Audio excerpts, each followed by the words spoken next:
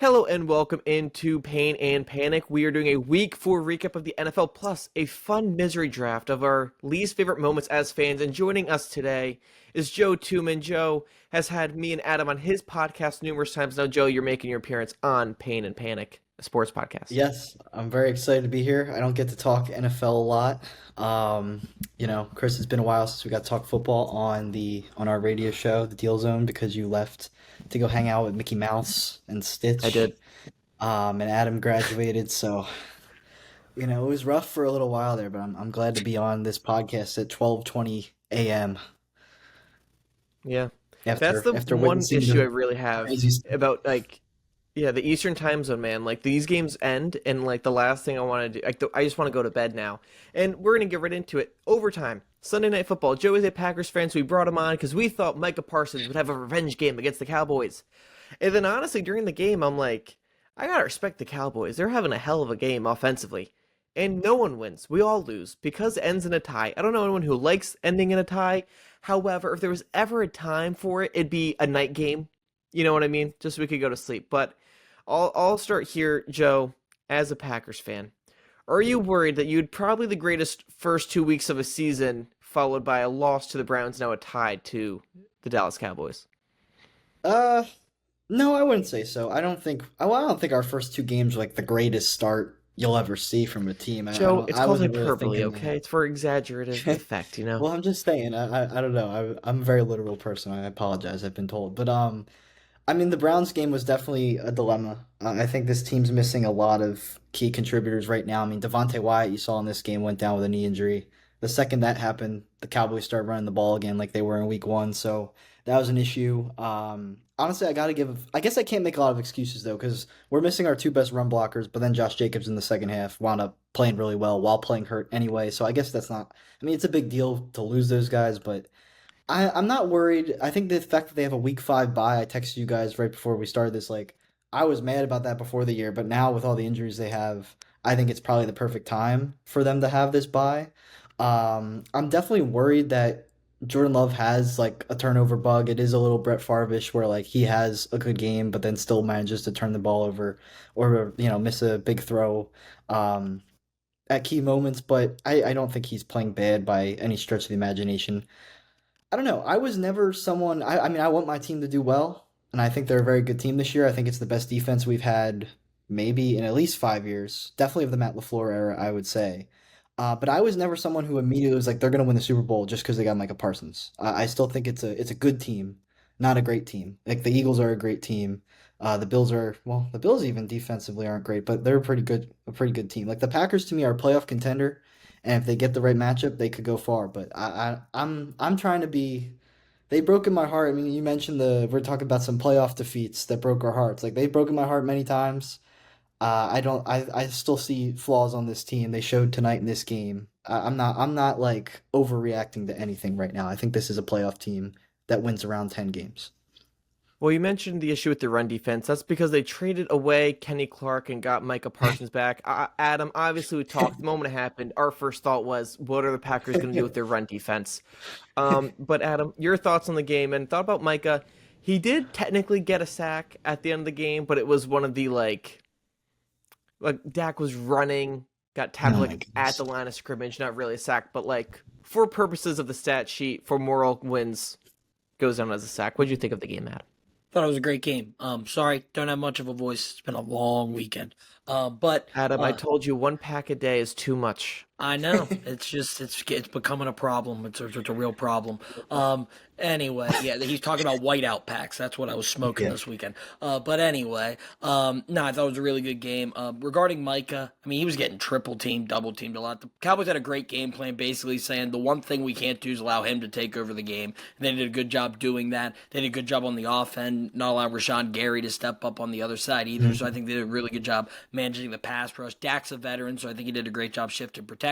It was a great back and forth game of the Cowboys offensively when they play that way. I think they did a good job. I think it's harder when a star player gets hurt at the beginning of a game like CD did last week because he's in the game plan. So then you have to redo the entire game plan on the fly. This week you're able to build a game plan around George Pickens, around Jake Ferguson, around Javonte Williams, and be able to do a lot of things. So I think the Cowboys did a really good job offensively. Brian Schottenheimer's been really, really good through his first couple games, getting the offense ready to play. They moved the ball against Philly. You saw it again today. They moved the ball. They moved the ball against the Giants, which defense looked good today against Justin Herbert and the Chargers. So, I mean, got to give credit where credit's due. This offense has been able to do things when they've been able to have a game plan and, key players didn't get hurt right in the beginning. So it was a great game. I think, the Packers, obviously, I think it's a good time for a bye. Got to regroup. I think got to get the receivers healthy. I think that's going to be big for them as well. Just get more weapons out there, depth in the receiving room.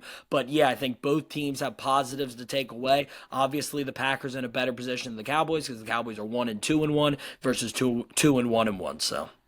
And also, too, we're talking about Jordan Love, and I think a lot of the offense really seems to go as he goes because Josh Jacobs is a consistent guy.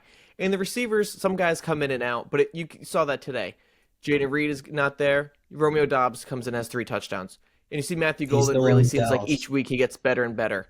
And however, Joe, you mentioned that when you look at the Packers, Jordan Love, sometimes it looks like Brett Favre and Aaron Rodgers, sometimes the good parts, sometimes the bad parts. Today he almost cost them the game. The clock is ticking down at the end of overtime. And he decides to snap the ball on 3rd down and go for a touchdown that definitely was not going to be a touchdown. And the ball hit down with 1 second left, saving this game for them where they kicked the field goal. So where do you see offensively? Because we saw week 3 against the Browns, the offense was more of the problem. And this week, Yeah. they put up points. Where do you see Jordan Love, as this Super Bowl winning quarterback? Do you think he's at that level yet, or do you think he's still inconsistent? I mean, I think he's good enough to win a Super Bowl. I don't know if he's going to be the type to drag you to a Super Bowl like Aaron Rodgers did in 2010. I do think the fact that the defense has gotten better is going to help him. I think what I'll say about Jordan Love is he usually, except when he makes those boneheaded mistakes, he spreads the ball around. He doesn't pick favorites. He isn't spamming one receiver the whole game. This Packers offense, I'm really encouraged by the fact that they have at this point. I mean, after the way Emmanuel Wilson played tonight, after the way Dontavian Wicks played tonight, and in the Washington game, I trust like 5, 6, 7 guys that we have on our depth chart right now, and that's without Jaden Reed in the lineup. So I think Jordan Love has done a good job of he makes the play that he thinks is right. He just surveys the field. If he finds an open guy, he's going to throw to that. He's not just going to throw to Dobbs over and over and over again. Even with the game Dobbs was having tonight, he wasn't just spamming it to him. You saw him throwing to Matthew Golden in overtime. Things of that nature. Tucker Kraft had the big game in week 1. He didn't just throw to Tucker Kraft every game after that. So I think that's, for a young quarterback, a good sign. I think it's just, like you said, Chris, I think sometimes the moment kind of overwhelms him. I think we saw it also earlier in the game. Now, part of it is what he learned from Aaron Rodgers. You see 12 guys on the field, you're going to try and make a play, but he threw an interception. Now, it didn't matter because there was 12 guys on the field, so that's a free play, but that's an example of just not a great throw. And we certainly have seen that in other games this season as well. We've certainly seen it in the playoff game last year against the Eagles, things of that nature. So I think he's good enough to win, and I think Matt LaFleur's offense is good enough to mask his flaws on a good day, like we saw against Detroit. The December 2020, like his first year as a starter, that December run into the playoff game against Dallas was probably the best I've seen Jordan Love in terms of just putting the team on his back. Where this year I feel like it is a more well-rounded system with Josh Jacobs. And I do think getting Zach Tom and Aaron Banks is going to be pivotal. I mean, Zach Tom's one of the best right tackles in the league. They spent a ton of money on Aaron Banks, and he's played 15 snaps. So we'll see. I think that's going to help him have more time so he can process things. Because, like you said, at the end of the game there, I think when Jordan Love, I think that's what he's still working on. If he has to think on the fly, I don't know if his brain always makes the right decision. Where with Brett Favre was around for 20 years. It wasn't as much as the processing as it was just his play style. He's like, That's I'm just going how to he take is. risks no matter what. Jordan Love, I honestly don't think it's the Brett Favre mindset. I don't really think a lot of quarterbacks in the modern NFL are coached to play that way. I think it's literally just he needs to work on quick decision making because I think that's what holds him back. That's when you see most of his really bad plays come into fruition. Well, we'll see how far the Packers get. We saw after 2 weeks, maybe they're not going to go undefeated, but maybe they will just become a wild card team or fight for the division. And real quick on the Cowboys, The Cowboys were expected to lose by everyone in this game. Everyone was expecting this Micah revenge tour. And Dak Prescott led that Cowboys team and was incredible. That throw he had, running away from the defender, fading away, throwing it on the sideline, that amazing catch that they made, that whole play was phenomenal. Well, can I And just briefly say that Keyshawn Nixon completely quit on that play? Like he was he walking did. in the end zone while Jalen Tolbert was wide open. Like, but it was a great throw though. I'm And not Yeah, I Micah taking. think got it. he And thought the play Micah was got held. done. So, and Yes. Micah got held on that play too. Mike, I'm sure every single defensive end, I think that's like really good, gets held every play. Every single Uh-huh. time you see the replay, you're like, that's a hold, but they don't call it. Shout out Abdul Carter last year against Notre Dame. Shout out to Nye Dennis Sutton last freaking. Great point, Adam. And we're going to go to the rest of the NFL games. But real quick, the kind of theme for this episode is going to be a lot about pain because we were deprived of a great game because now it ends in a tie where no one feels satisfied. But more importantly, America was let down by one of the worst Ryder Cup performances I think I've ever seen on a Saturday, Adam. I watched Saturday. And they were down in the biggest deficit ever going into Sunday. And you know what they did that was the worst part? They gave me hope, Adam. They gave me hope on Sunday that they were going to flip these games, they were going to win. And I forget the guy's name now because he blew it, but he was about to win on the 17th hole and then doesn't do it. And then Shane Lowry gets him on the 18th. And that's the end for America. America, once again, will become a colony of Europe. Adam, real quick thoughts on the Ryder Cup. Okay, first of all, they were a colony of Britain, not Europe. Okay. Well, we lost to Europe, not Well, Britain. you know Okay. the reason we had to play Europe because we beat Britain so much they needed to call Spain and France for some help. Okay, so that's why we That's a play good Europe point. now. First of all, John Rahm was phenomenal. yes, John Rahm was great in this. Victor Hovland was really good, even though he didn't play today. Anyway, I got a lot to say on that. But Bryson, we need more from you, buddy. had a heck of a day today. My tied. goodness, he was down 5 and came back to get a half, which was Shouldn't be down huge. 5. Shouldn't be down 5. Chris, what would you be down? That's what I I would. thought. I would Okay. have won. Yeah, okay. By the way, the guy you were forgetting, Russell Henley. I thought you said you watched. But anyway. Yes. There was a Mets game on for the season. You could have turned that Football on. off. You could have turned I should have. Yeah, speaking of Bryson stopped playing Yeah. some baseball. I don't know about them Yeah, Mets. there's 2 guys here that has buys and actually doesn't have to play in the wild card round, and then there's another guy on this pod. We'll get to them later, I guess. But anyway, no, Yeah, that's happening later. Keegan did a good job. He basically said going into this that we were going to be great in the singles. We just had to hang around, and it actually almost worked for him. The envelope rule was the stupidest rule in sports. Of the fact that Victor couldn't play, so Harris English gets pulled, so he's now out of the lineup. But instead of us getting a forfeit win, it's a tie. So Victor Hovland gets half a point for not playing because he's hurt. Makes absolutely no sense whatsoever. Why they don't just have alternates on the team that sub in if a guy gets great injured point. makes no sense. I mean, there's enough guys in both continents, I think, to get a freaking alternate, but that's besides the point. They ran out of people. No one was available Yeah, this weekend. I know. It's just crazy. There's no They golfers were all in watching Europe. the Mets blow the game. Yeah, there's no golfers in Europe that could fill in for Victor Hovland. But now, Ludwig Oberg was huge for them. Shane Lowry, of course, made the putt to have to clinch it to get the 14. It was 15 and 13. You just can't get off to a slow start. Keegan made some questionable decisions. I know a lot of people are blaming Keegan, but you don't blame the captain. I mean, the players win and lose. Like, if the players won, it was going to be the players. If the players lost, it was going to be the players. They didn't make putts, and Europe was unbelievable on Friday and Saturday. They're rolling everything in. So you got to give them credit there. So, I mean, that's the difference a lot. It becomes a putting contest. A lot of people will tell you that in these big tournaments, and Europe was just rolling them in. And that was the difference on Friday and Saturday. America tried to turn around, but they weren't able to get it done. Well, and he paired Scotty and Bryson together thinking that has to win surely. And when they don't, you're just not giving up, but you feel demoralized. Like, how could you possibly lose to I'm sorry, not the Marlins. I'm sorry. How could you possibly lose this matchup? And speaking of the Mets and Marlins, we're going to get there after the NFL. But there's your golf segment from Adam with his voice on its last legs there. Yeah. Adam, I completely agree with everything you just said. Thank you, Joe. See, thank you. See, this is why we bring Joe on the pod, because then I look smart. That's why. That's why Joe's here. I wanted to give us some Chris, golf can we in talk there about how because to it get more deserves to be people? talked about. We also needed continuity because we previewed it, so we at least have to talk about it when it's Yeah, over. and it was just terrible. It was honestly like one of the worst. It's one of the most things I cared about without actually caring any time before. But anyways, now to the rest of the Sunday slate for football. Vikings Steelers, the Dublin game. Guess Carson Wentz being good last week was more of a Shocker. aberration than a real thing. Can I just say, like, Vikings Carson Wentz is probably like the worst athlete you could ever create. Like that just makes my stomach churn. Yeah. Or like not churn, like stomach like I don't even know. What's the word? It's disgusting. I'll say that. I have some images in my head of your stomach, Joe. Thank you. Next game, we had Chargers at Giants. Thank you, Chargers, for ruining every single parlay that I had. Jackson Dart gets it done, though. Adam, me and you were talking about it's probably too early for Jackson Dart. He's going to have a really tough time against the Hold up. Chargers. Hold up. I was getting yelled at by this. I read the comments. They weren't too negative. They were just Don't read the opinions. comments, Adam. No, because they weren't too negative. They were just opinions. And I like those comments because they were insightful for Fair. the most part.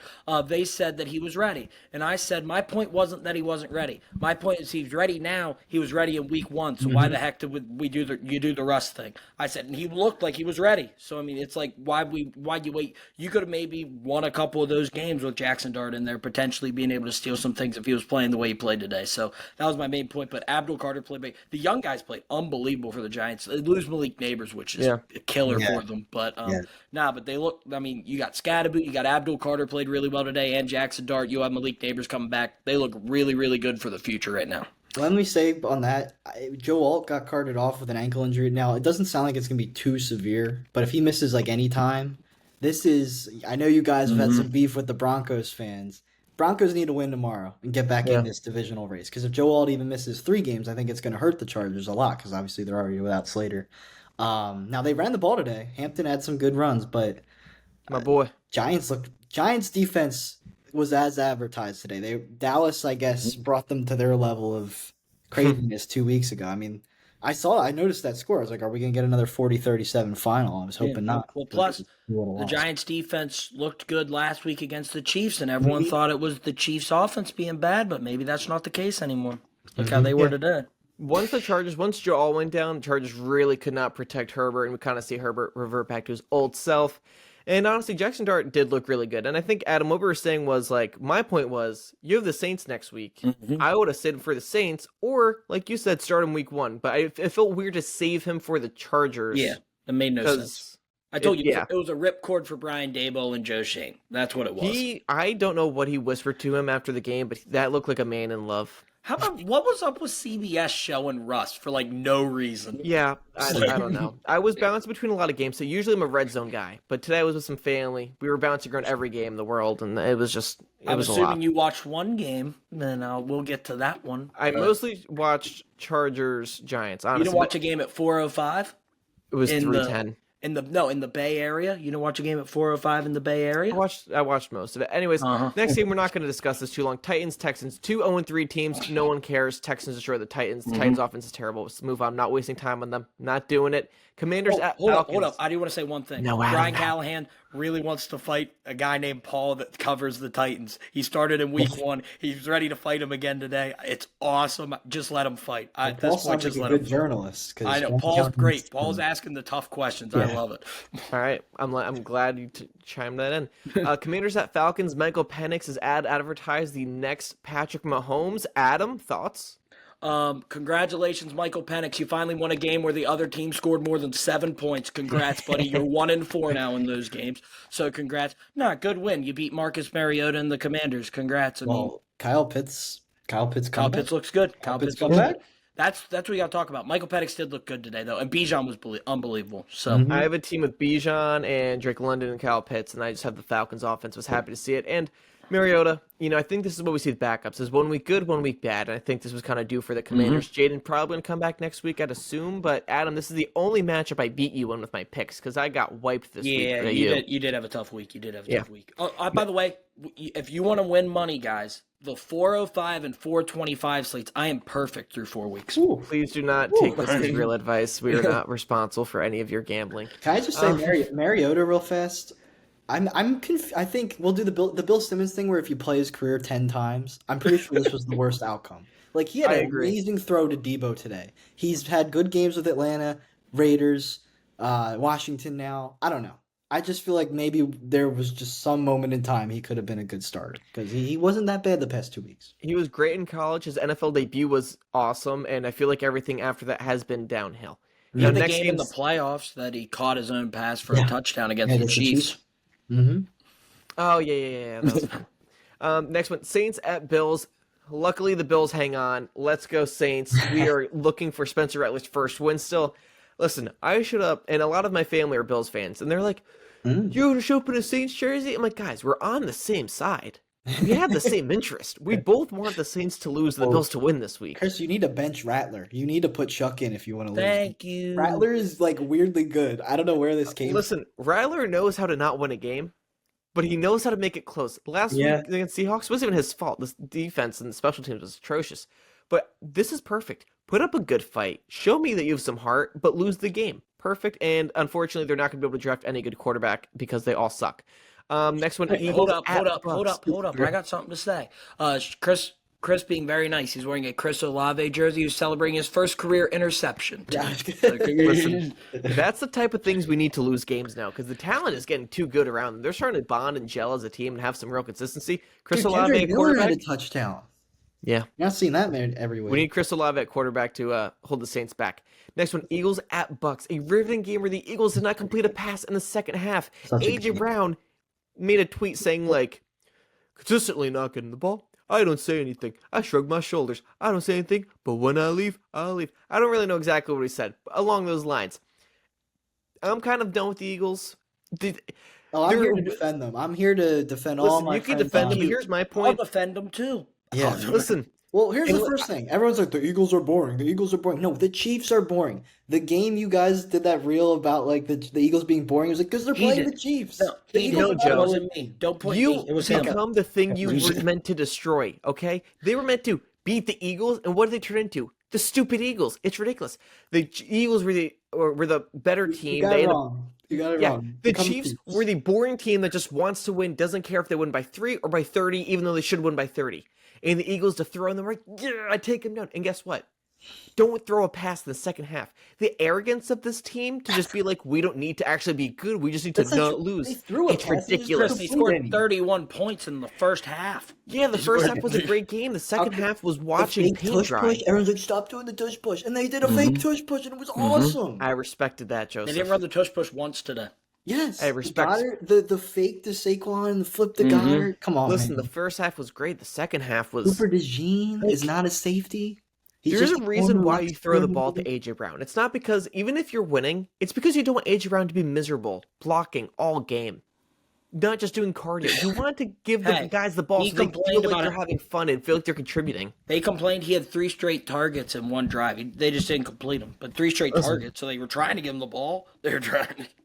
I think partially like AJ Brown, I feel like he's just looks so unmotivated while running. All of his catches, they're not open. They're just like he will just be bigger and like out muscle someone and catch the ball. But like, what's the motivation to go run a route? What's the motivation there? Because all you're gonna do is have a Jalen Hurts 5-yard scramble or throw to one of their other 8 options. I don't know how AJ Brown is still on the team, considering his history that he's a hot-tempered guy who seems to be very emotional. The fact that he's not asked for a trade after week 2 was kind of surprising. And not a single pass in the second half I think that was a record today, correct? I believe so. They said I that. don't know. I mean, it's probably happened before. I'm assuming, like in the 70s. But In the modern era, I cannot remember a team winning without throwing a pass in the second half. I do. I watched the team. They threw a pass. They didn't complete. Complete a pass. Thank Yeah, you. yeah, Adam. yeah. I do think it's impressive that they beat Tampa on the road, though. That's a team that's getting a lot of trouble. Tampa also, like Bucky Irving and Emeka Ibuka both had 70-yard touchdowns this game. Yeah. You still beat them? Like, that's kind of crazy. Well, I will say, to take away from the Eagles, the Bucks were heavily injured going into this game. They got Wirfs back, but that was his first game back. Godwin's first game back. They don't look like themselves. I think Wirfs is pretty good, but like Godwin wasn't like doing what he was last year. So and no Mike Evans still, and their offensive line still dinged up. So it wasn't like they finally overcame the Bucks. They almost let them back into it.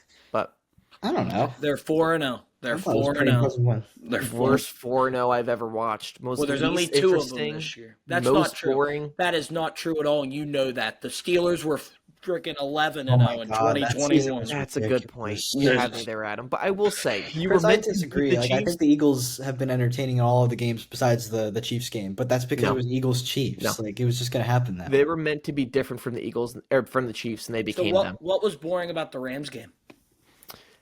The whole first half. But you watch there's this four- thing called four- 4-quarter games. I know, but a it's so 2-quarter boring. game. Like the Penn State game, only one good quarter, but like That was a boring game. Well, I Yeah. guess till the end, but that All it right, was we'll get to awesome. the next game here. I'm not gonna get trolled by Eagles fans for my whole life.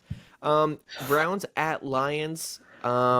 Cool. The Lions won. Whoa, whoa, whoa, Browns aren't whoa. good. I think We do we that. can say some things about this game. Well, we can't Quinshon hold Judkins Ben's. touchdown, baby. Yeah, I don't thought want the to. I Browns don't want looked to waste really good time for a quarter, on and then the poop. Lions completely whooped them. So, Yeah. oh, I think there was some hope that the Browns could be decent, and then the Lions were like, "Yeah, we're not losing this game. Let's just Also, shut the door." thank you to David Montgomery because last week you got me 160 yards in fantasy, and today 9 carries for 12 yards. Thank you very much, man. It is time. They gotta start. They gotta make a move to Dylan Gabriel soon because that's the only way you're gonna get to Shadur being the backup because Shadur can't play until Dylan Gabriel goes in. Yeah. So like Yeah. I that's don't think that's true because it wasn't like Dylan Gabriel was a first round pick, and I think once you get that no. in I'm your talking building, about Dylan Gabriel's the backup. Shadur's listed as the third string emergency I quarterback. know, but like so if every Shedeur week, was actually playing better, you know what I mean? Like Well, yeah, if he but was he's not- actually playing better than Dylan Gabriel in like practice, I think they don't really care where they're you drafted. realize he's on the scout team, right? He's not Well, like no, getting no. I'm reps. saying though, like if He's- Shedeur was actually better than Dylan Gabriel, yes, but he would be Right. listed as the second guy on the No, depth I know, chart, but but I'm he's saying I don't- not. But he's I- not.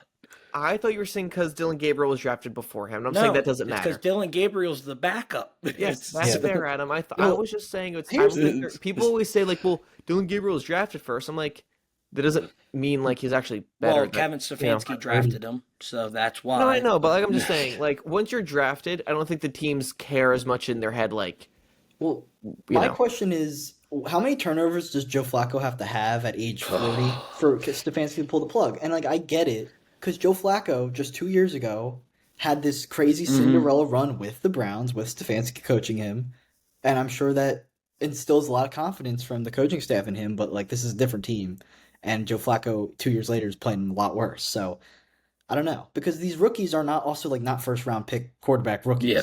Like, so it's like, do we put them in the fire so early in the season? Like, it's not like Jackson Dart. You're not going to be as You confident. ready? You ready, Joe? You ready to find out how they're going to do this? So Okay. they play in London next week against Sure. the Vikings. Then they're on bye, so I'm assuming week 7 is going to be the move. So There it is. Okay. well, that's enough talking about mediocrity. I hate the Browns. Panthers at Patriots. What looks like a Wow. Panthers might be beating the Patriots turned into an absolute smacking around of Bryce Young and those Panthers. They're terrible. And Drake May got this offense going. The team looks great. Everyone's getting involved. Trayvon Henderson even got involved. It looks like they're not going to let Ramondre Stevenson fumble the ball 8 times a game. Patriots look really good. Maybe, you're hoping for a wild card with them. Maybe at least just get the experience. But for now, your hopes are alive. But they're yet to really beat a good team. So maybe not any playoffs this year, but they're showing that they're not the worst of the worst, but they're not really good yet. How about Marcus Jones coming back from injury last year? He might be the best return guy in the NFL. Two told you- ones today. I told you Parker before. Washington. Also, but I told you before this game that the Panthers are much different on the road than they are at home. They showed that a lot today. I also think Bryce Young is bad at football. Well, he I beat think your that's guy Michael Penix 30-0. So listen, that was Michael Penix's worst game I've ever seen, and I've seen like 5 of them.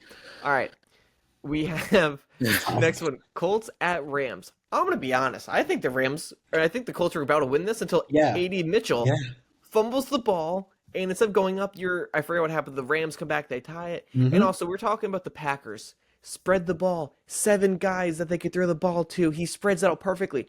The Rams are like Puka, Devontae, Puka, that's Stafford. Puka, Devontae. Yeah. Stafford and the Rams know how to give their best players the ball. It's really tough in fantasy because I want to draft these guys, but I'm just afraid that Puka on one of these 85 hits to the head will eventually get hurt. Yeah. So far, he's been amazing. He had a phenomenal day, and the Rams come back, and when they take advantage, not taking anything away from the Rams, but it did feel like that was a real big momentum swing, going from scoring a touchdown to not. And this happened last year to the Colts. Jonathan Taylor was about to score a touchdown against the Broncos, but he let it out, let the ball drop a yard too early, which is the most stupid thing ever, and they ended up losing that game. You're passing on the holding penalty too that called back Jonathan Taylor's touchdown. And they did. Oh, okay. Yeah. Well, to me, holding is it's by A.D. Mitchell too. It was I two. didn't- He I took didn't 2 recognize touchdowns that. off the board. why I- And to me, holding is a football play. This guy changing the ball. I think he might have been celebrating. I don't even know. He's gonna reach it out. Yeah, but he didn't have to. No, he didn't have to, but he was going to. So like to me, that's like a stupid mistake, whereas holding is like a football mistake. he was a second round pick, and a lot of people said it was because of character concerns. So Yeah. Well, we I saw did it. Joe, also any like thoughts? the other play in that game. It was on the Rams end, but it was still kind of insane. Tutu Atwell, 88-yard touchdown to seal guy it. falls down. Right, Bang. right. That's what he does, Joe. My grandfather in our two-man fantasy league, he really wanted to draft Tutu Atwell in like the 14th round, and I was like, no, you don't need him. He's not going to play. Well, today, 88-yard touchdown. So shout out my. Yeah, but that would have been more frustrating because he would have been on the bench. That's true. Good point. Good point. Good The point. worst thing is having good players on your bench. My bench in one league is so good. I have Judkins on my bench. I have Jordan Mason on my bench, and David Montgomery on my bench. And every week I'm like, they're Yeah. doing so great, but I can't start them. Next one, Jags at Niners. I was wrong. Adam was right. I feel like both teams were kind of giving the other team. Duval. Both teams were trying to lose this game at one point, where it just looks like the Jags made a mistake. Trevor Lawrence slid out of bounds at the end of the game, and it was like, Trevor, you're trying to do it. Don't do it. Your team has the chance. And then the Niners kept getting their opportunity. Parker Washington returns a touchdown. Jags go up even more. Niners do something nice. Then they get the ball back again. Purdy throws a pick or fumbles it, and it just nothing went the Niners' way. They kept choking it. And you're really seeing, without Nick Bosa, Trevor Lawrence just had all day in the pocket.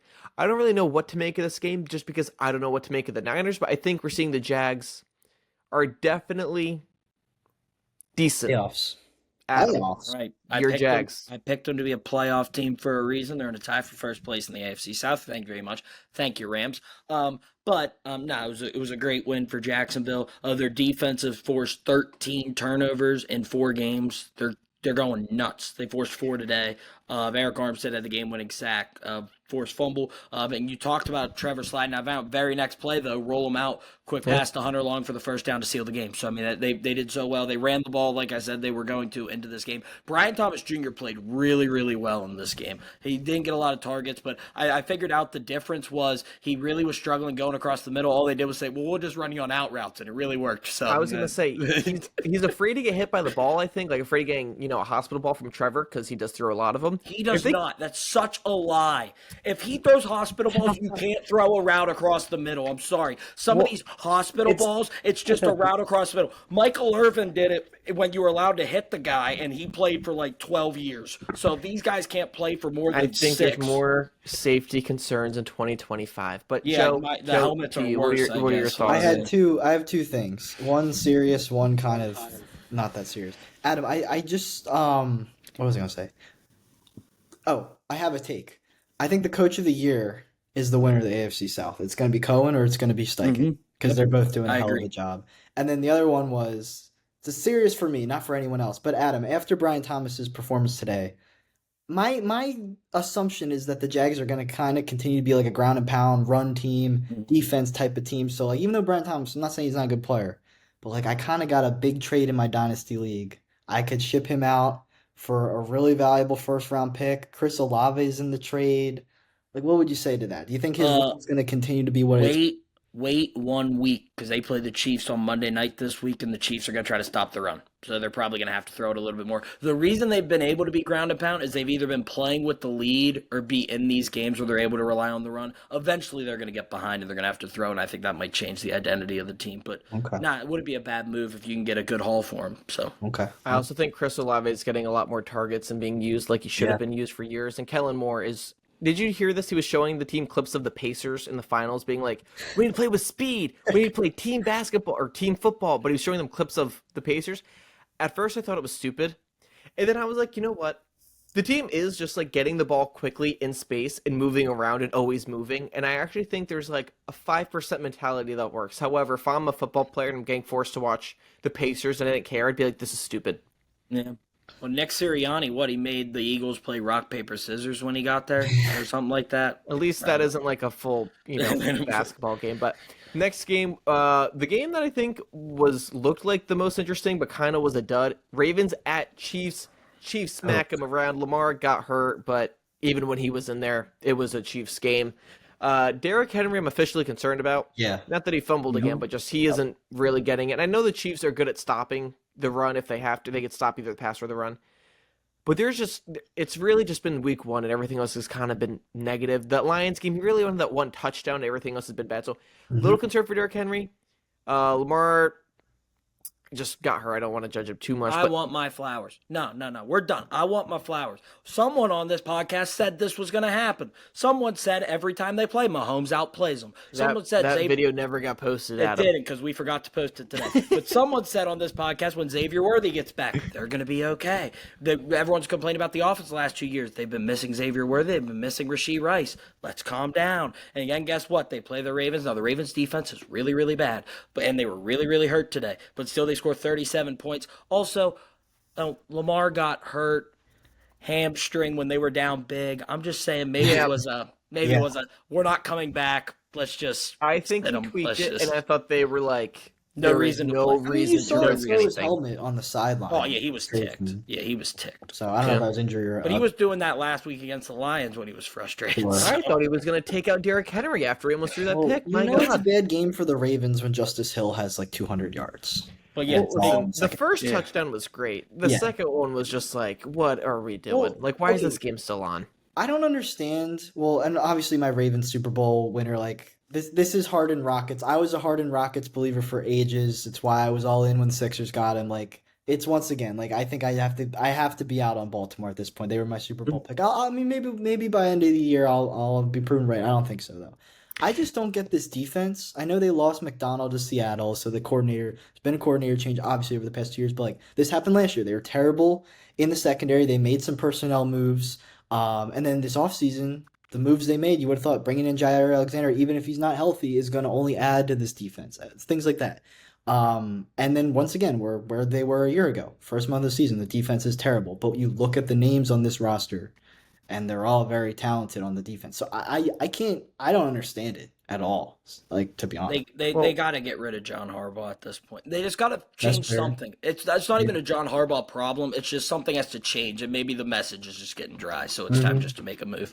Well, I'll say this too. It's time for an NBA NFL comparison here. People always compare Lamar Jackson to James Harden. Yes, and I think that's fair, and I see it. But I think he's more like Giannis, where early in his years, Lamar was a running quarterback and it was a weird fit. And it's kind of like Giannis, how he was so athletic and just couldn't shoot. And they were both limited in that sense.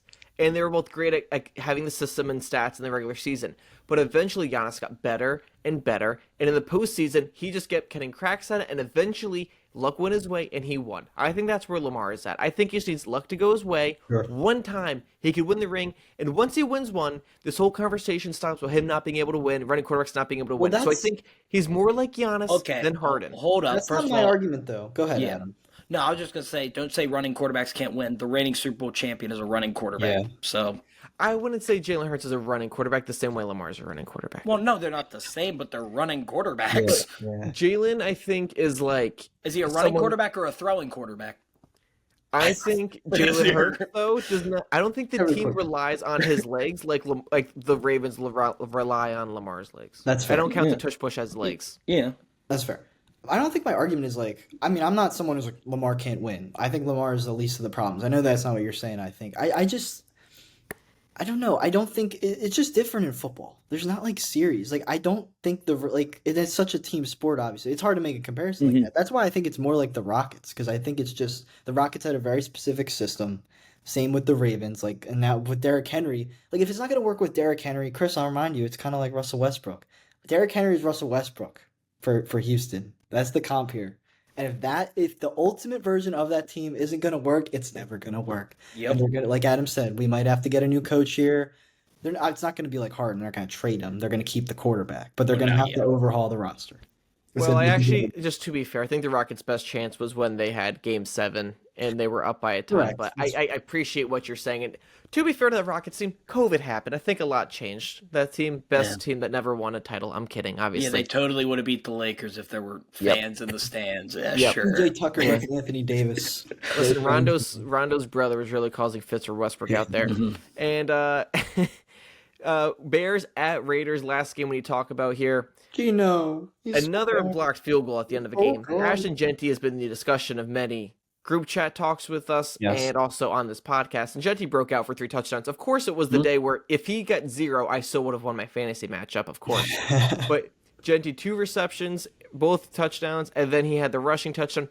He looked phenomenal. The Raiders learned how to block, and the Raiders still lost. Yeah. Hmm. How I don't really understand how they lost this game. Caleb and the Bears couldn't really seem to do anything. Then all of a sudden they did, and the Raiders were like, "Oh, we're losing. We'll kick a field goal." And it feels like there's just a random stretch every season where field goals just get blocked all of a sudden, and it's like, where was this like week 1 and 2? But now it's happening all the time. I don't have many thoughts of this game besides I'm happy the Raiders used Genty, and I kind of feel bad they lost because that goes against everything I I, was I have one thing preaching. to say.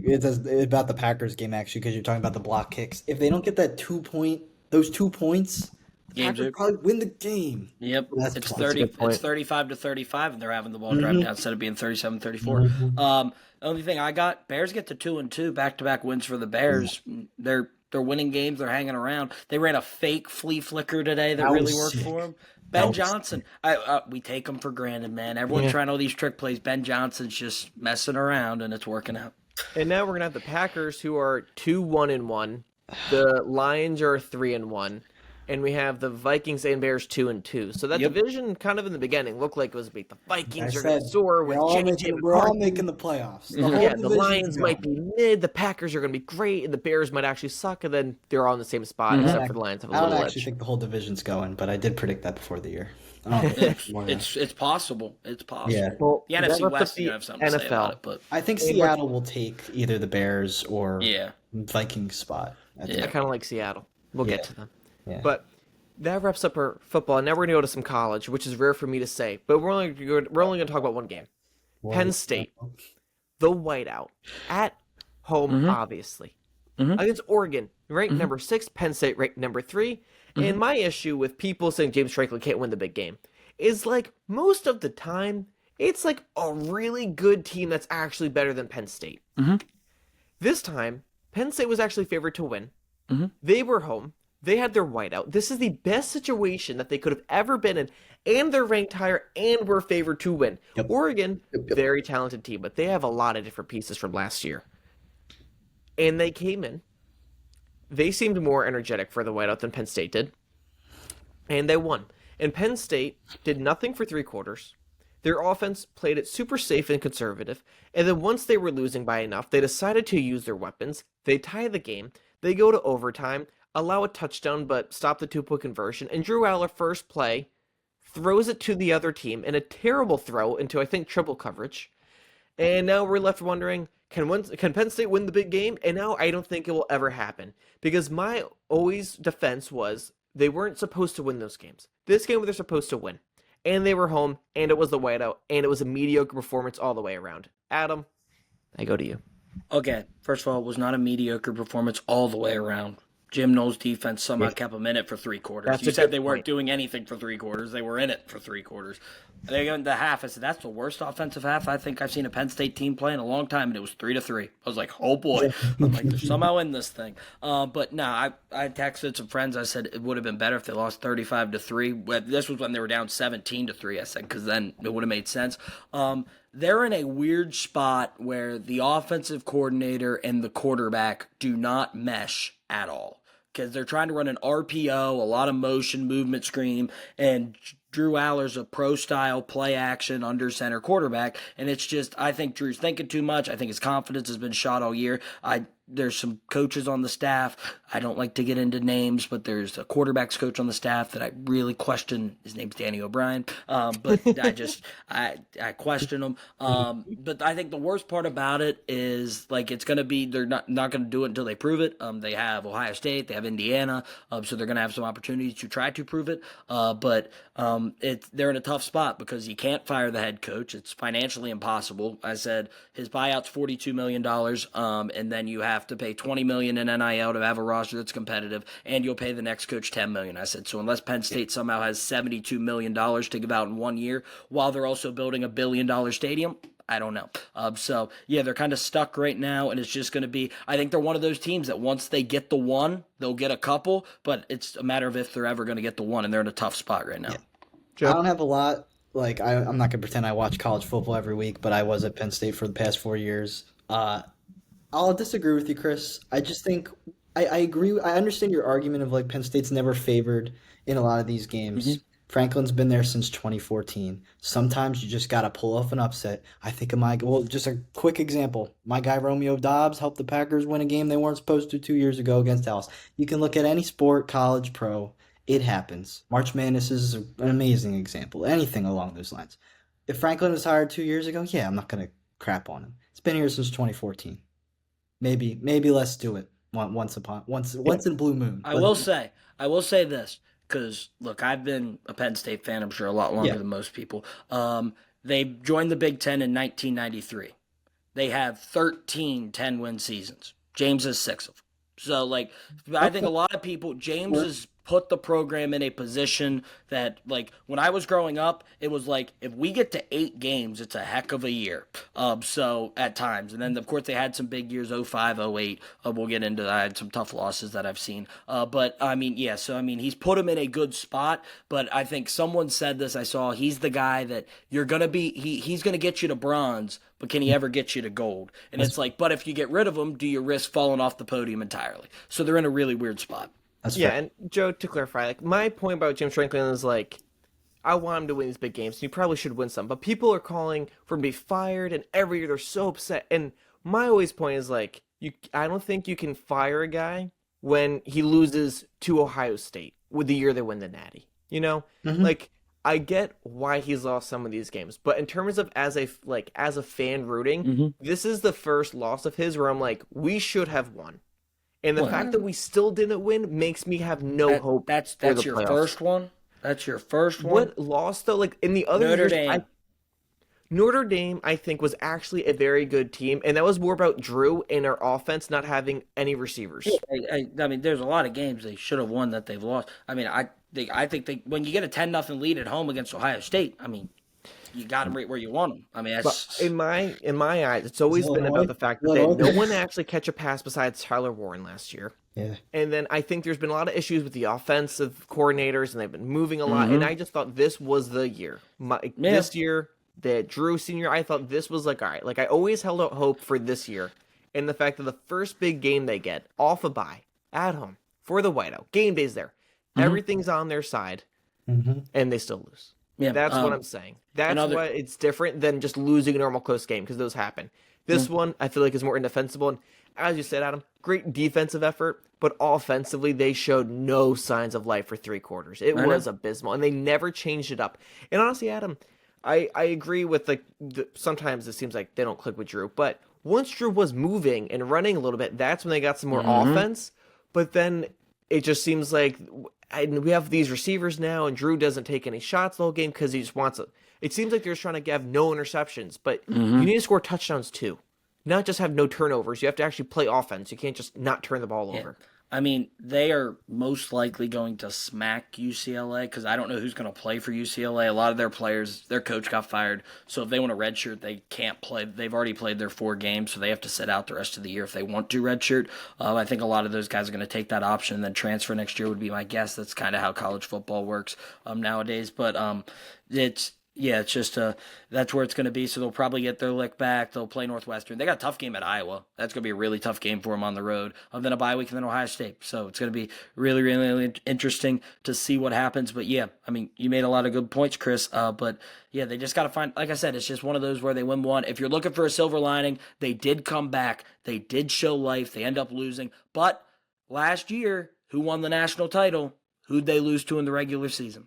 They lost 2 games in the regular season. A lot of people forget that. Ohio State looked great at the end of the year, but they did lose to Oregon and Michigan. So, I mean, we'll see what happens. But if you're looking for that silver line, but it's really hard to see the light at the end of the tunnel right now if you're Penn State because it feels like it's Groundhog Day every year. They're a great team, but they're not the best team. And I think that's kind of what's frustrating is that they're always close. Yep. Also, And- one thing about college football, real quick. Alabama beat Georgia, but there was a trick play in that game. I don't know if you saw it. They I threw saw a it. pass to their left tackle, Yep. Caden Proctor, who's going to be potentially a top 5 pick. He's freaking awesome. That poor corner from Georgia, I feel so bad for him. He's just standing there, just like he's like, oh, the Mack truck's coming right down the lane, and you got nowhere to go, buddy. And it was a great play, great win for Kalen DeBoer in Alabama. Probably saves him a lot of time on his job. Kirby can't beat Bama. It's kind of a problem for him. But it was a great play. I wanted to make sure we said that in there. And Lane Kiffin's daughter and Whit Weeks puked up. Then Lane Kiffin beats LSU. LSU Ole Miss was a movie. Shout out Emma Holtz. That's about all I got. And Missouri beat UMass. Bo Perbula. Great game once again. So. College. And I know we just had a full college thing, and we're not going to talk a lot about baseball on here. We might do like an occasional thing. We're not going to do like a weekly baseball segment, but I have to address the Kyle fact. Schwarber. What's up? I was just saying Kyle Schwarber's name. AL East champs. AL So, East champs. listen. AL East champs. Mm-hmm. I will go on a Mets rant, and I don't think I ever want to talk about the Mets again on this podcast till next season, until we do some baseball preview or something. Well, there have been a lot of Mets losses and collapses in my life, and this is by far the worst one that I could remember since 2008. And this team, with this payroll, with this talent, with this expectation of signing Juan Soto to the biggest contract ever, I'm still stunned that they did not make the playoffs. But it's really about the heart that this team lacked and the vibes that were off the whole year, the lack of urgency, the lack of effort from so many players, and this cockiness in the front office of, oh, we'll just bring these pitchers in and they'll work with our pitching, blah, blah, blah. It didn't. They were terrible. You brought in Sean Manaea, who I thought was going to be a good guy. He gets hurt. And then we have Senga, who lost everything. All of his confidence was gone. And we have to call up 3 babies out of AAA. And one of them is an ace, and the other 2 I think could probably develop a little bit more. But you had to wait until the end of the season to bring them up because you were so stubborn that Kodai Senga was going to figure it out, and he never did. Frankie Montes was abysmal. We signed him to this contract that no one else was going to give him. We brought in the most random pitchers I've ever seen to build a rotation. Multiple guys who were like the 4th or 5th guy in rotation. And we're hoping the other guys would pan out. That's not how you build an actual team to win a championship. Even if they made the postseason, the only reason I had hope was because of Nolan McLean, who wasn't on the team to start the year, who I didn't know existed. And offensively, they were a solid team. But they were so inconsistent. And in a must-win game, you need the Reds to lose and you need the Mets to win. And I thought, well, the Mets are going to give everything they got. But it depends if the Reds lose. The Reds lost, and the Mets didn't score a single run. The only person I really respect was Alonso, who hit that ball 160 miles per hour with the bases loaded, right at a guy, but you can't control that. That's baseball. But he went down swinging, and that might have been his last game as a Met. Yep, I was saying he went down swinging all right. Listen, Texas. he didn't do anything wrong. Soto had a very good season, and I hope he has better ones. He had a great statistical season, but I can't give you 5 Juan Soto moments from the year. I can't give you 3. All of his home runs were down 10-2, and they were solo home runs. And he had a very bad start, but I think Soto's going to figure it out. He'll be great. Lindor peaked in the very first few months, which is opposite for him. But just he wasn't as, he wasn't winning you games like it was last year. Brandon Nimmo is a part of Fab 4. That's not a Fab 4. It's a Fab 3, and Brandon Nimmo's a good culture guy who's been there for a while. Jeff McNeil might be the biggest waste of a baseball spot on a roster. The moment that man gets paid, he's gone. He's a contact hitter who hits 246. What's the point of that? No range, and he has no arm. He has a good glove. Sometimes he can play a lot of different positions, but bases loaded. Oh, you need Jeff McNeil to hit the ball? No, strikeout. But I thought he was a contact hitter. That doesn't make any sense. You look at Francisco Alvarez. He can't block a ball. He won't get off his knee because that's too much effort for him. And he can't throw a ball at second base to throw a runner out. Luis Torrens is a backup who's better than him, but because of the potential of Alvarez, we keep him in. Look at Mark Vientos. Where was he all year? I don't know. He disappeared. Beatty was either the best player on the planet or the worst, but always good defensively. I value that. Ryan Mauricio cannot hit a curveball to save his life. That was so sad to watch. That was just disgusting. And you look at the outfield, center fielders. We have 8 center fielders who are fast who can't hit. What's the point of that? We used to have Harrison Bader, and now we have. Yeah, we let guys go like Luis Severino and Harrison Bader, and we got new guys in who were worse. What was the point of that? Edwin Diaz was the only person in the bullpen who was decent. We brought in a bunch of guys at the trade deadline who were supposed to be great, and I get why we traded for them, but they were terrible the moment they came into our bullpen. So something was wrong with this team. The vibes were off, and I think sometimes in the beginning of the year they found some diamond in the roughs, but then they were just rough. They were just dirt. They actually fell apart. They were not a diamond. It was a fake diamond. It was fool's gold. They sucked, and it was one of the worst teams I could remember in terms of vibes, energy, everything. Not a single comeback win in the ninth. 0-70 when trailing after 8 innings.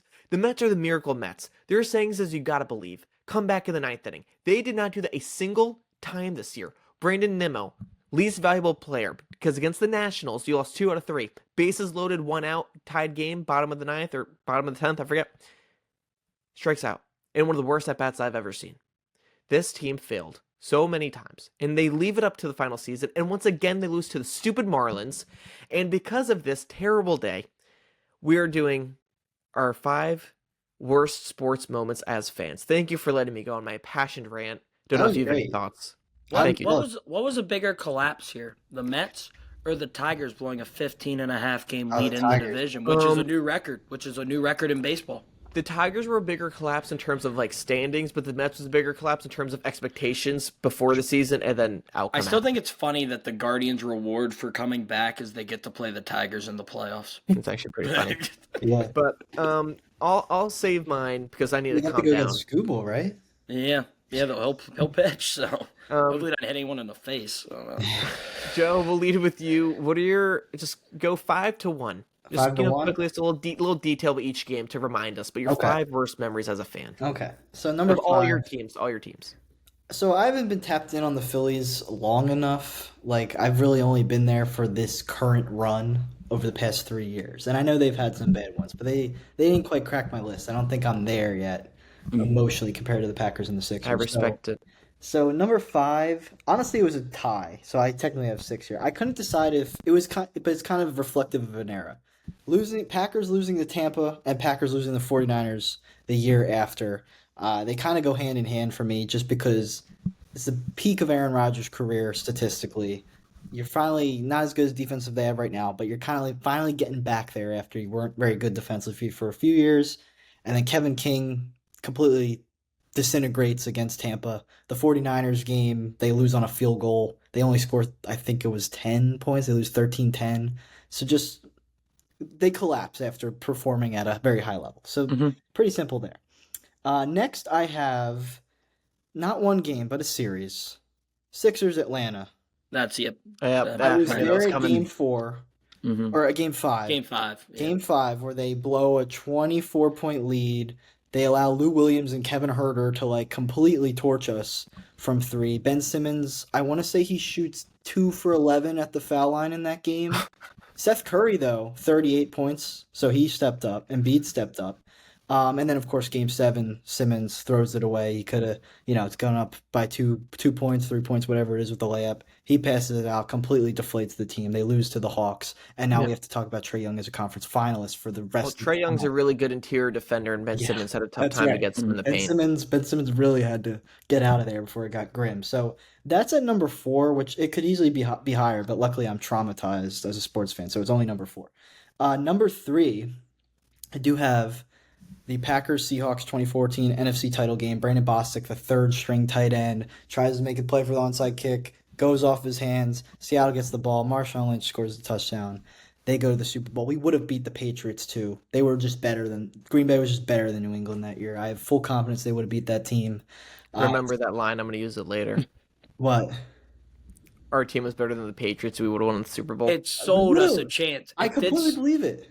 It did. Yeah. First of all, Aaron Rodgers at a big game would concern me in the playoffs. That's the only thing. But it did sell us an Aaron Rodgers, Tom Brady Super Bowl, which would have been awesome. Right. That's like the equivalent of us never getting a Kobe LeBron finals. It's the same as like a no Aaron Rodgers, Tom Brady Super Bowl. We would have won that game. But anyway, so that's number 3. Easily could be number 1. Number 2, so this is controversial. A lot of people expect this to be number 1. But number 2, I have the Kawhi shot.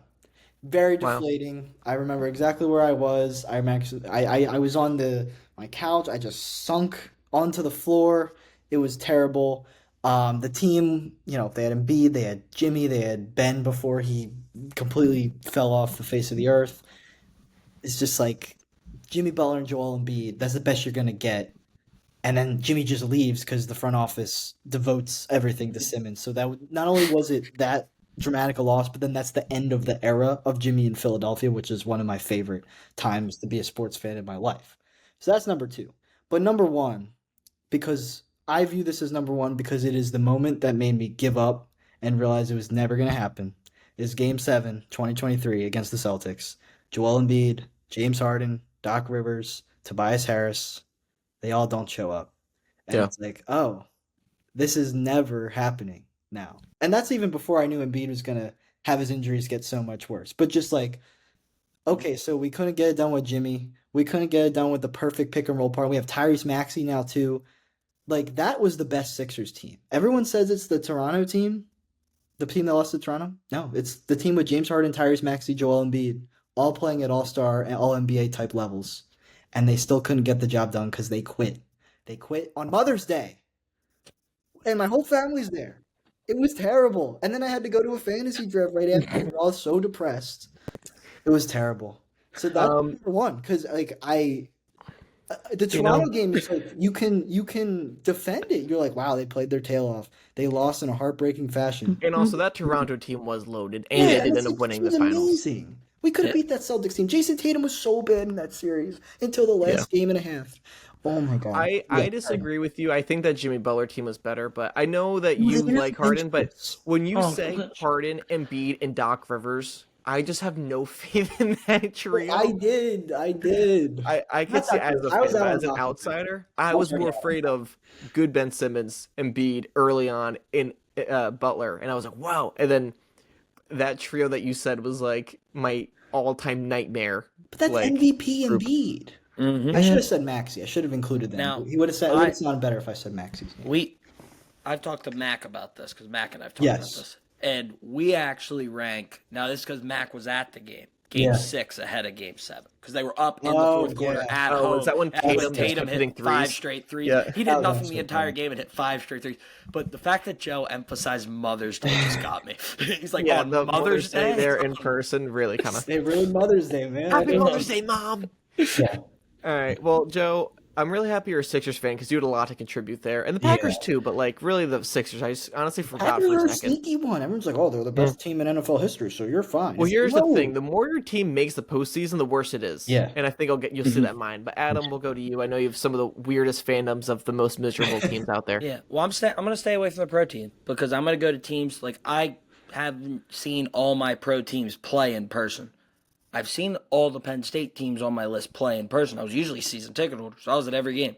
So I have a lot of Penn State games on here. I do have one NFL game. We'll get to it. It's probably pretty obvious what it's going to be. But we're going to start with number 5 because I didn't know where I wanted to put this, but this was one of the most heartbreaking days. It was heartbreaking for a lot of people, but for me it meant a little bit more. So do you guys remember when they announced that COVID happened and the world was shutting down? Mm-hmm. Yeah, I vaguely See, remember a lot of people thought like, man, this is really, really bad.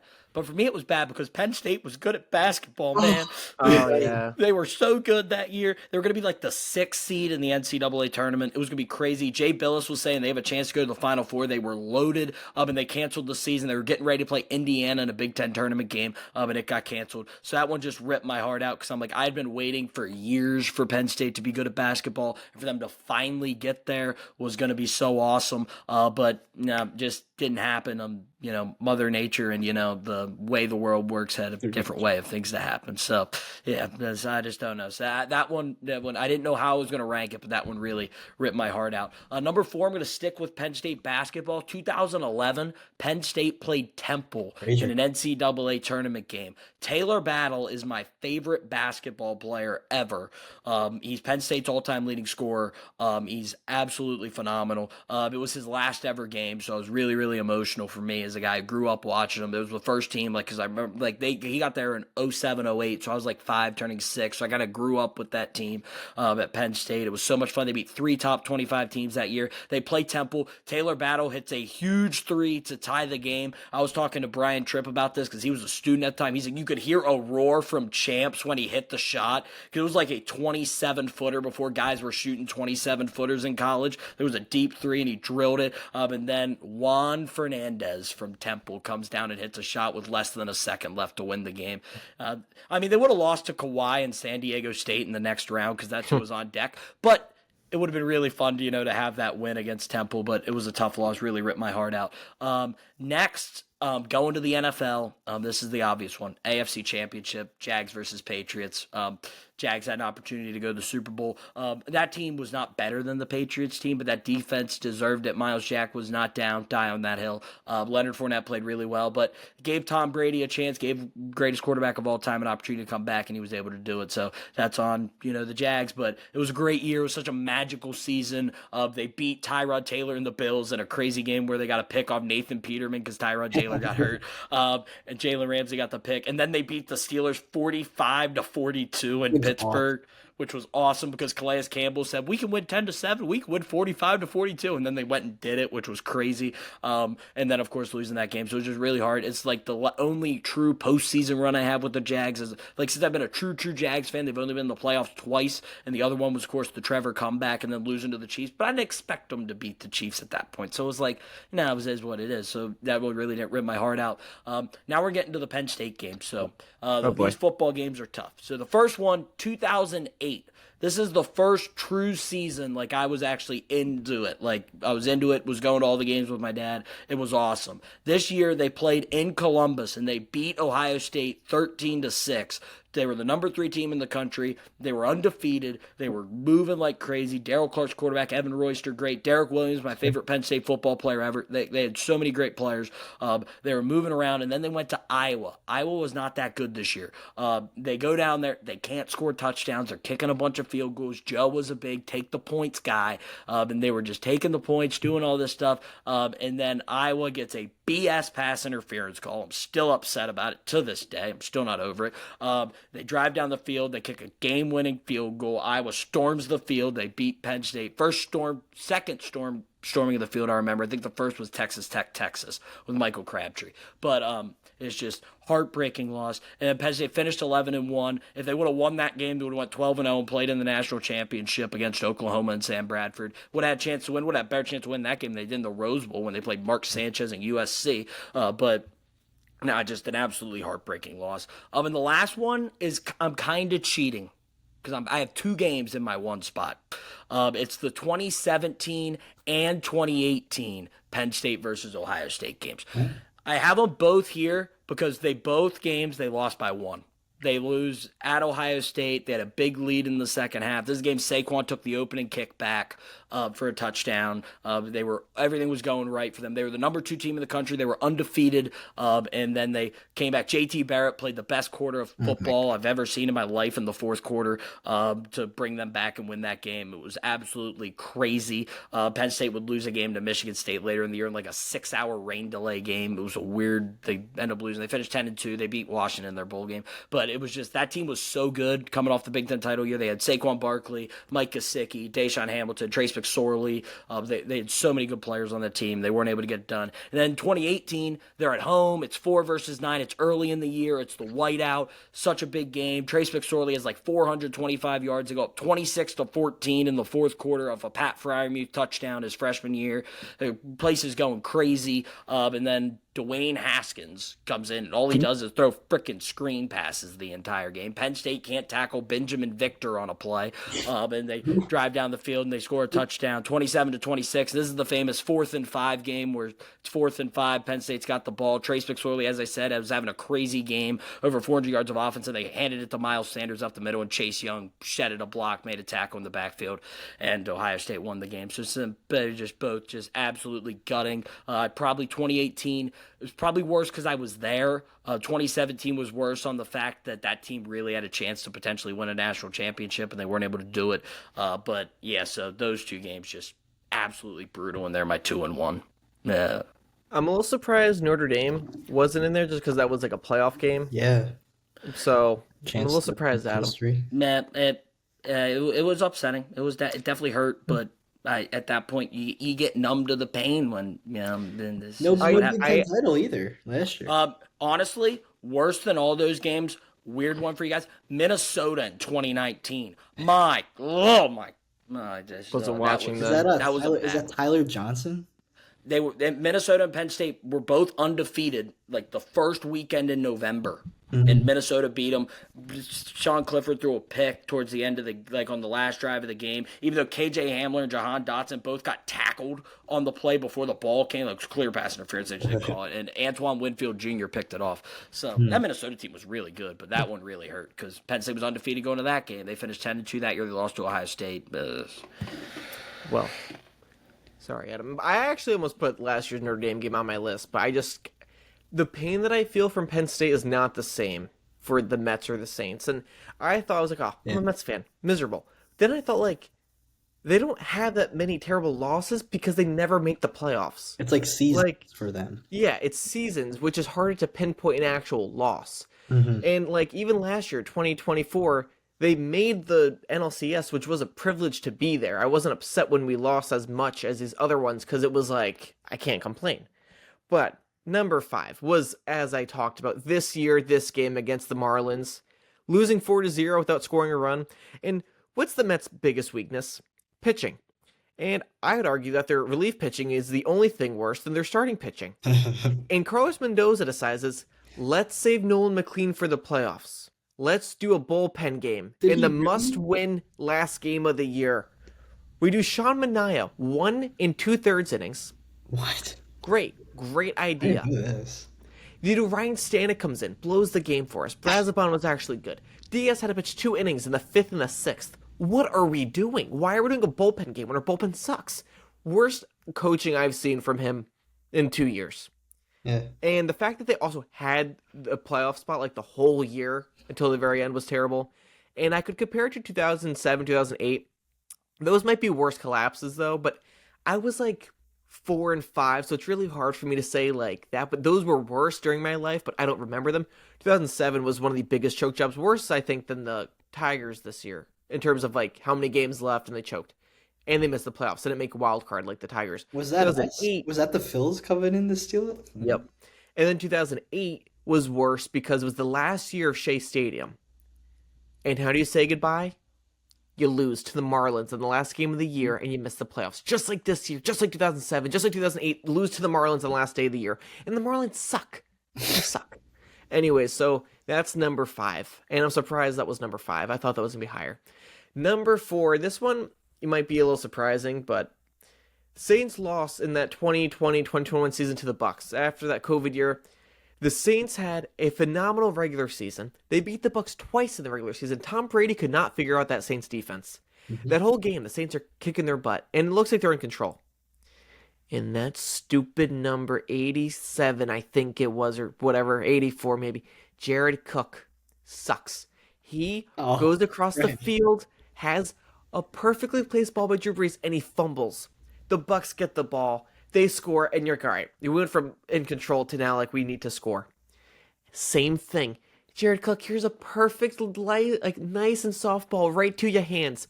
Boom, volleyball sets it up in the air, goes to the Buccaneers, and then they end up scoring another touchdown. Saints lose. Drew Brees retires a loser in New Orleans, and that's how Drew Brees' career ended. The Bucks go on to win the Super Bowl. And that bothers me because the Saints should have beaten them. And if they beat them, you could say maybe the Packers that next game, but who knows what happens with the Packers. Yeah, that's the thing. I just want to jump in here briefly. That Tampa team was so mediocre because it was the first Brady year. They're so mediocre in the regular season. You guys sweep them. We were the way better offense, and they beat both of our teams. The Saints had an amazing defense, and they had a safe offense that did not. They had prime Michael Thomas, Alvin Kamara. Yeah. So, and they had Drew Brees on his last legs, but like he'd get those guys the ball, and they could do a lot with it. And our defense was locked down. And I don't know if we would have beaten the Chiefs, but we had a pretty good chance. All right, that was number 4. Real Number fast, it 3. kind of sucks that like Jared Cook would probably be a member of like one of my 5 favorite sports moments, and he's in your bottom 5. Yeah, well, Joe, he's actually 2 of my least favorite moments from the same game. So there you go. Hate that man. Hey, Taylor Heineke almost beat that Bucks team too. He had a heck of a playoff I game. know, Adam. They weren't good. That was by far the worst Bucks team that we saw that year. Anyways, number 3. 2015. I know it's sad because this team made the World Series, which was fun, but that Game 5 World Series loss to the Royals, the Mets blew Game 1 of that series because Jurius Familia, who was the best closer in baseball, became the worst. So they blew Game 1. They blew Game 4. They go to Game 5, and you're like, all right, back in Citi Field, we're going to win. Harvey, 8 electric innings.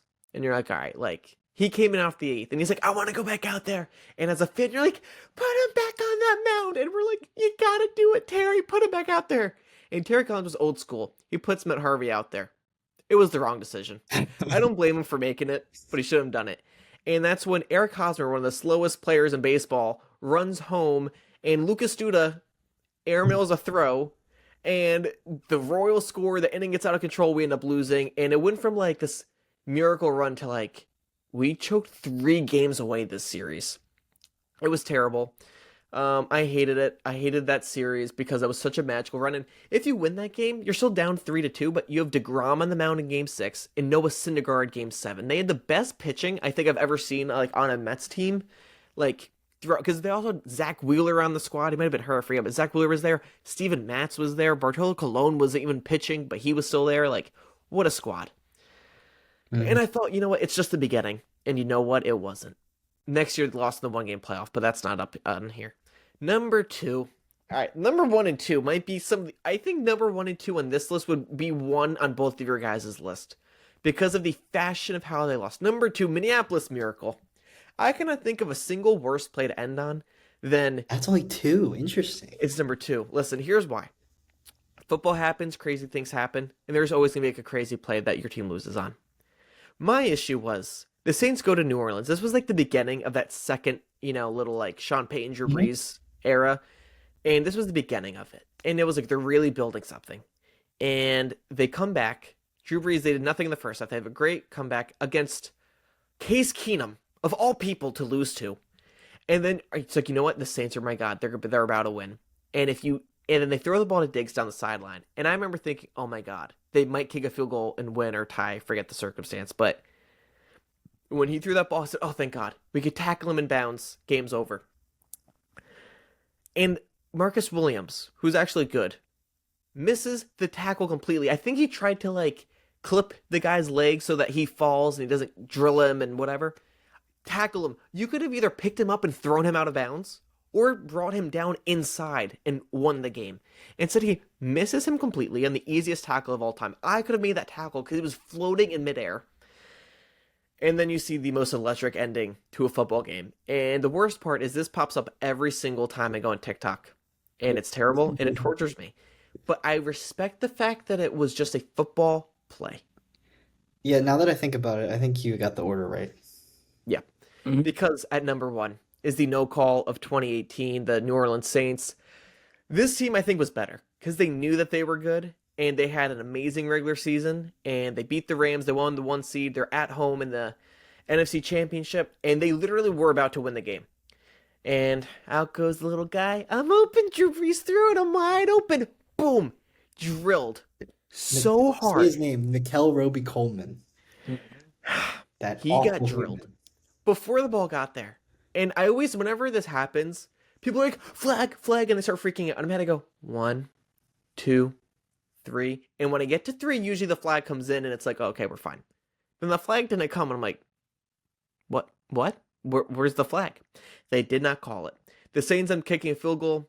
The Rams come down. They tie the game. And people are like, well, the Saints should have stopped them. That's not the point. Like, cool. They could have stopped them. They were playing a really good team. They did stop them multiple times, and that's why they won. But then this terrible no call, the worst no call I've ever seen, cost them the game. The Rams didn't take it. The refs took it from them because they actually would have won if they did not mess this up. And then Drew Brees gets his pass deflected and the team falls apart after this. And then Sean Payton was like depressed the whole offseason, saying all he did was sit around and eat ice cream because he was sad. Like, it ruined the team going into the next year. So that's the worst one because it was not up to the Saints. It was up to the refs. And like you said earlier, Joe, I think that Saints team would have beaten the Patriots. Yeah. That Patriots team did nothing in the Super Bowl. They were just like, all right, let's stop Jared Goff because he can't figure us out. We had Drew Brees and Sean Payton. We could have figured it out. We could have actually put up a fight offensively. And that Saints team defensively, Trey Hendrickson, Cam Jordan when he was actually young and good. We had guys all over the place. And we had Prime Lattimore. We had Michael Thomas in his prime. Alvin Kamara in his prime. Drew Brees when he was still able to throw the ball. Mm-hmm. And we lost. And anyways, that's my top 5. I think my 1 and 2 might be just as bad as like any Yeah. teams, honestly. The Yeah. fact that they were back-to-back years Insane. makes it worse. So Yeah. Yeah, I would agree. I think, I say the Packers could have beat the Patriots, and I think that was because of how the Packers offense was playing that year, but I even believe that more about the Saints because that Yeah. Patriots team barely even got to the Super Bowl. And yeah, I agree with you. That Saints, the 18 Yeah. Saints are up there. The 18, we mentioned the Rockets earlier, like the 18 Saints, the 18 Rockets, the Suns team that one year with like Steve Nash. Those are like some. I'll tell you, I don't think the 18 Saints was the best team in that year that didn't win the Super Bowl. who was it? The 18 Chiefs. Oh, interesting. Listen, if the Chiefs Maybe. actually made it, I would have been like, maybe we If would have Dee lost to the Ford Chiefs. doesn't line up offsides. Right. Yeah. Chiefs got lucky that year. Anyways, it is now 1:37 a.m. So we're gonna wrap up really, really quickly. Pain and Panic is the name of the show. Pain of the week, Adam, really quickly.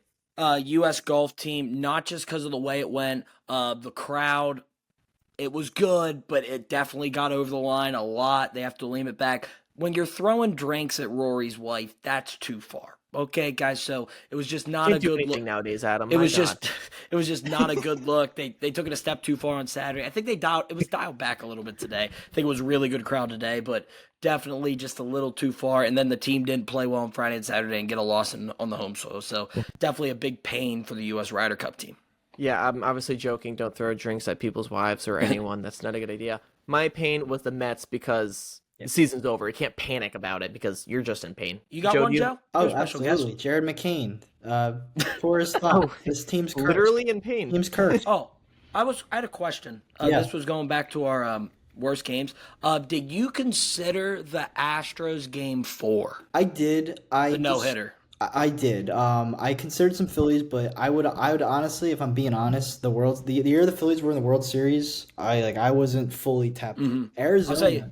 I considered Arizona because I watched that entire series. Yeah. And they should have beat the Diamondbacks. I also considered the Mets last year. That was ridiculous. Like, But Mac, like I said, I just don't feel like Yeah. I'm there yet, Phillies. Mac, huge Phillies fan. I know one would have been on there as the game Ryan Howard tore his Achilles. I know that one would have been on his Sure. list. That's yeah. fair. Yeah. And now to the panic button. Adam, what team are you like, okay, like it's not over, but like, all right, we need to wake up here. Let's go.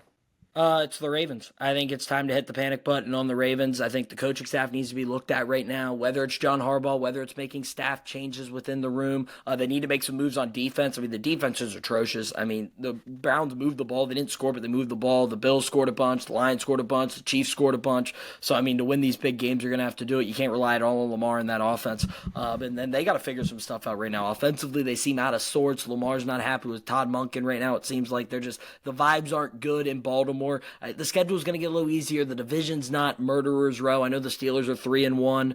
The Bengals are 2-1 going into their game tonight, but it's just the Ravens need to figure something out. So I think it's definitely time. When you're 1-3, you have to hit the panic button, no matter how good talent-wise you are. Joseph? My team, I mean, mine is probably the Ravens as well, but I'll go in a different direction. I mentioned earlier about the AFC South. I think the Jags and the Colts are probably going to make the playoffs. Houston's got to be panicking. I know they won today, but that Titans offense is one of the worst we've seen in a while. They play Ravens next week, actually. So one of those teams has got to win that game. Hey, Joe, I would hope the Ravens do. Joe, you can put them back in your top 20. They scored 20 points this week. Okay. Yeah, I asked they could score 20 before you put them in the top 20. So they did it this week, so you can put them in. All right, that's good. That's good. I think we went by the Texans last week. I think I probably gave up on the Texans because when you go 0-3, but they got lucky. If the Colts won today, I think the Texans would be chalked because honestly, the Colts could have easily won. My panic, and this is a very early panic, so calm down here, but I'm saying the Packers in the sense of we were saying clear NFC like number 1 seed, winning the division. Why? This is what made me so mad. Like I'm saying, the whole narrative around the Packers was like they are this formidable, perfect team with Micah Parsons, and now I'm not even saying panic. I'm just saying pump the brakes. Like that's more so what this panic button is for. I'm bringing us full circle back to the beginning, saying this defense is really good, but this defense also got torched by the Cowboys, and I know but last week the Cowboys, once they lost CeeDee Lamb, they were kind of struggling. So weird that George Pickens turned into Jerry Rice out there. So saying it's a little concerning for the defense, and as you said, they have some injuries, and it's like, they need to really improve that run defense. Kenny Clark, man, most valuable run stopper in the league. I love Kenny Clark. Kenny Clark was an amazing Packer. So best defensive player in the league, I think, right, Adam? Yeah, that's what Jerry Jones will tell you. Yeah.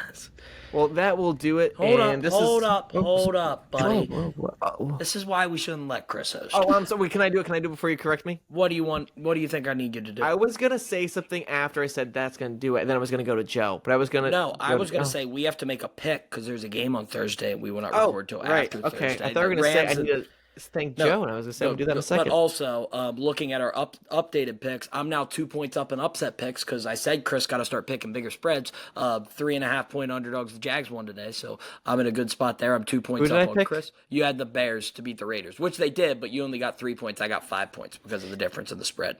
Wait, so what's the total points now? Because I won before. I'm at 8. You're at 6. Oh, right. Because Okay. we did the same in week 2. We had both of like 1.5 point I underdogs. got you, Sally, And baby. then I am now 2 more games up. So I think I'm now 3 or 4 games up on Chris in total picks. But this week, Chris has politely asked me to pick first. I'm going to take the Rams to beat the 49ers in San Francisco this week on Thursday night. I'm taking the Rams because they are actually home, Adam. The Rams are home. Oh, yeah, you do always pick the home team on Thursday night. Didn't work out for you last week, though.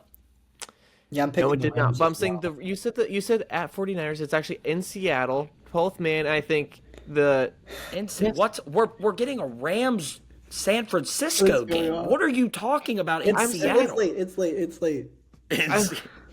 I'm saying the Rams are home. You said they were in San Francisco. I'm saying the Rams are home. The Rams You are said not at Seattle. home. You said the 12th Yes, they man. are. Oh, The Rams are home. Yes. I could have swore they weren't. No, stop gaslighting me. I did say Seattle. That was a mistake. Anyways, I'm also taking the Rams. They're at home, and also I think they're the better team as the Niners have to figure out Well, they are who's at home. playing. Yeah. But no, it will be a Niners home game because it's in SoFi. So True. I think the Rams don't really ever have any home games, but not as bad as the Chargers in that sense. But I agree. I will Rams also take the Rams. Joe, real quick, and now Rams you're not in win. our Rams win. year-long segment. 49ers aren't good. Rams win. Okay. I love it. Joseph, thank you for joining us. We were so sorry we went an hour and a half. This is by far our longest episode. That's because and our I'm here, dude. Well, you're here, and this was also golf's biggest event, Yes. second biggest event, and the Mets collapse, and Penn State losing the whiteout to Oregon. Yeah. So, big episode. That's true. I'm incapable of recording a podcast that's under 2 hours, except the Trust the Podcast Power Rankings. Me and Adam Sheets only went 35 minutes on the Utah Jazz. Go give that a listen. it's not hard. Chris Reynolds also on upcoming episode of Trust the Podcast that are dropping this week. So check that out. But Yes. yeah, thank you guys so much for having me on the pod. It's a lot of fun. I love talking football. Love to be back anytime. And as you guys know, you're always welcome on Trust the Pod. Yeah, we go Thank really you. quick when I just say, let Ace Bailey shoot the ball. Yeah. Well, Joe, as he said, he has his podcast, Trust the Podcast. That's basketball related. I'm on there a bunch. Adam's on there, as he said. He's currently power ranking all the teams. Joe, what's your Twitter? At J Tuman 21. Right now, it's in very much Winchester, Virginia football is the main thing you're going to see on there. Follow Tuman Talking Sports for pro stuff. Yes, Tuman Talking Sports. That's on TikTok and Instagram, correct? Yes, and Twitter. Yes, and Twitter. Thank you all for listening to Pain and Panic. If you made it this far, God bless you. And hopefully next week we have more fun things to talk about. Our teams aren't doing as bad. But thank you all for listening. Well, Adam, what? Well, my team won the AL East. My football team's 3-1. Shout out Okay, well, the Addison theme of the Barger. episode was sadness. We're just going to... Let's go. Thank you all Addison for Barger. listening.